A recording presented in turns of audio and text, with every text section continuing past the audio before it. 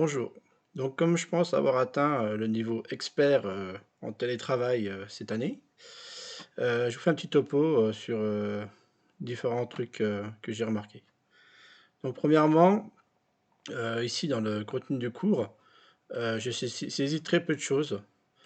Comme vous pourrez le remarquer dans la dégaine 5 de la coordonnée numérique, euh, les élèves, en fait, ils voient sur la page d'accueil uniquement le travail à faire. Donc, c'est pas pratique pour eux d'aller dans le contenu du cours, surtout s'ils ont qu'un téléphone pour travailler. Donc, je mets tout ce qu'ils doivent faire dans le travail à faire sur leur page d'accueil, pour leur simplifier la tâche. Ensuite, dans le contenu du cours, en fait, je mets juste utiliser la discussion SOS Techno en cas de problème. Donc, j'ai créé une discussion avec mes élèves, SOS Techno, et ils peuvent me poser des questions s'ils sont bloqués. J'utilise très peu la classe virtuelle, hein, ce forum de discussion-là, ça permet très souvent de les débloquer s'ils ont un souci. Voilà. Donc, bon, c'est mon point de vue. Ici, une seule discussion dans le contenu du cours pour s'ils ont des soucis, on peut leur dire aussi dans le travail à faire qu'ils peuvent nous contacter sur Pronote en cas de difficulté. Merci à Audrey pour le terme SOS. Je trouve que c'est adapté. On aurait pu mettre coup de pouce pour faire plaisir à nos inspecteurs, mais bon.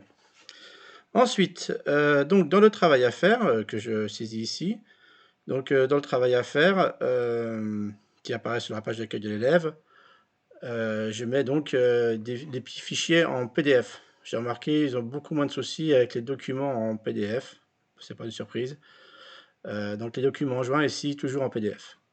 Les QCM, on je me suis rendu compte, c'est très bien pour évaluer les élèves, mais suivant comment on paramètre le QCM, il peut y avoir des soucis. Les QCM, je vous ai fait de la dégaine 7, justement, qui explique différentes choses sur les QCM, que j'ai utilisé pour évaluer les élèves.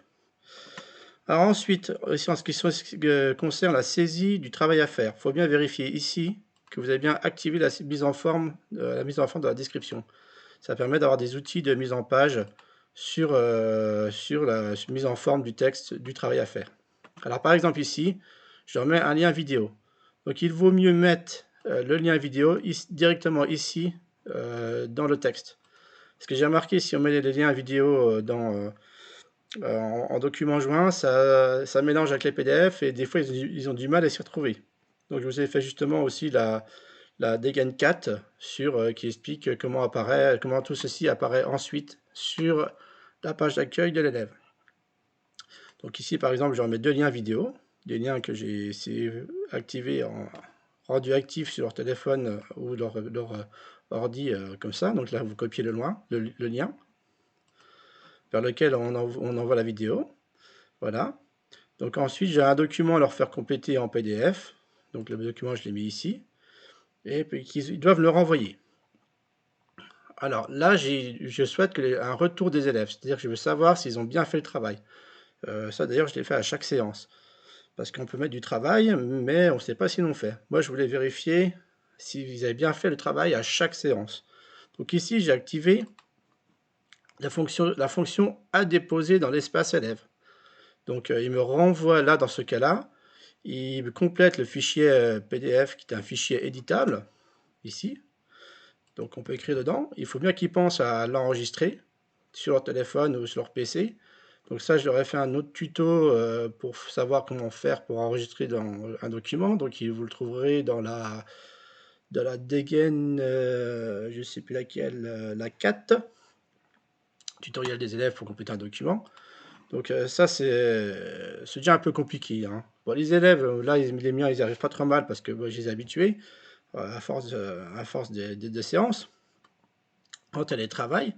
Donc, ils peuvent vous renvoyer un PDF éditable, ils peuvent l'éditer avec leur téléphone. Bon, c'est déjà un petit peu technique. Alors, j'ai remarqué, si vous jamais voulez un retour des élèves ici, ce qui est vraiment de plus simple, c'est la photo de leur cahier ou de leur classeur.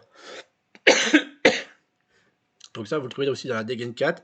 C'est comment, là, ce qui est bien, c'est leur demander de renvoyer une photo de leur travail. Et ça, en principe, ils n'ont pas trop de soucis, ils ont quasiment tous un téléphone. Franchement, j'ai eu des très bons retours.